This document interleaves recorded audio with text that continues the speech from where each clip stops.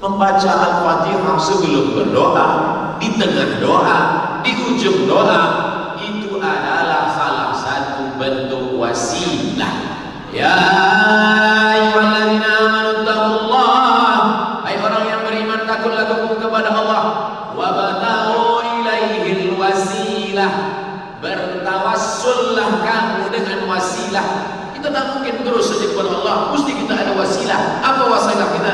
Wasilah kita dengan membaca Al-Fatihah. Hadisnya sahih dalam Sahih Bukhari. 3 orang masuk ke dalam gua. 3 orang masuk ke dalam gua. Turun hujan, dia duduk. Datang batu menutup pintu gua. Kata yang satu, ya Allah, bukakanlah pintu gua ini berkat sedekah. Terbuka.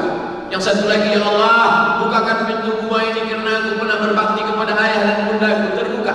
Ya Allah, bukakanlah pintu gua ini sebab aku pernah, maaf, diajak berzina tapi aku tolak. Terbuka. Itulah dalil boleh bertawassul dengan amal soleh. Maka kita bertawassul dengan membaca Al-Fatihah. Bagian dari tawassul. Itulah 6 rahasia yang tersembunyi di balik keutamaan fadilah salat berjamaah. Kalau ada ustaz lain yang menyampaikan 10, 15, berarti ilmu dia lebih banyak daripada kaum muslim.